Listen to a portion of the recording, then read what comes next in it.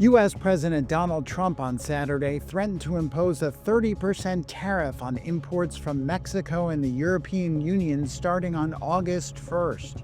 This follows weeks of negotiations with the key U.S. allies and top trading partners that failed to lead to a comprehensive trade deal. The fresh tariffs were announced in separate letters to European Commission President Ursula von der Leyen and Mexico's President Claudia Sheinbaum, posted on Truth Social. Spokespeople for the EU and Mexico said they were notified about the letters ahead of time. Von der Leyen responded on social media saying, quote, "We remain ready to continue working towards an agreement by August 1st. At the same time, we will take all necessary steps to safeguard EU interests, including the adoption of proportionate countermeasures if required." While Mexico's economic ministry said it hopes to reach an agreement with the U.S. before August 1st. Trump has sent similar letters to 23 other U.S. trading partners this week, including Canada, Japan, and Brazil. Trump said the 30% tariff rate was separate from all sectoral tariffs, which means 50% levies on steel and aluminum imports and a 25% tariff on auto imports would remain at those levels. The August 1st deadline gives countries targeted by Trump's letters time to negotiate a trade deal that could lower the threatened tariff levels. The spate of letters shows Trump has returned to the aggressive trade posture that he took in early April, when he announced a slew of reciprocal tariffs against trading partners that sent markets tumbling before the White House delayed implementation. But with the stock market hitting record highs in recent weeks and a bullish economy, Trump is showing no signs of slowing down his trade war. The feeling on our side was that we are very close to an agreement. I mean, we have been negotiating this agreement in principles for weeks, and I think that we've been almost there. And of course, there have been some sectoral issues upon which we've been negotiating. So my sense was we are approaching, the good outcome for both sides. 30% or anything above 30%. So eventually, any additional counteraction from the United States, it has more or less the same effect. So it's practically it prohibits the trade.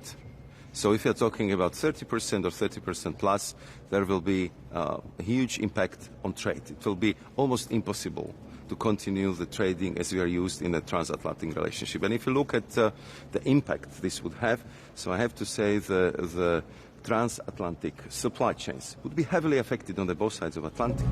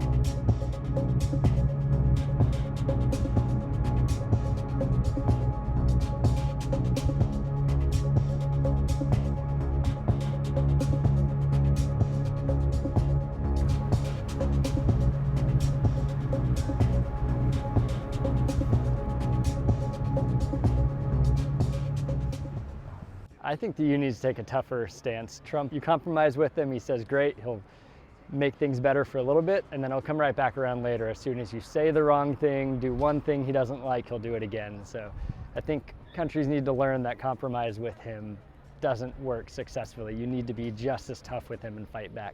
Les relations sont déjà tendues depuis que c'est Trump, je trouve. Ouais, il est très America First, très uniquement l'Amérique au-dessus du monde. Donc ça va encore plus dégrader la relation qu'il a entre l'Europe et les États-Unis.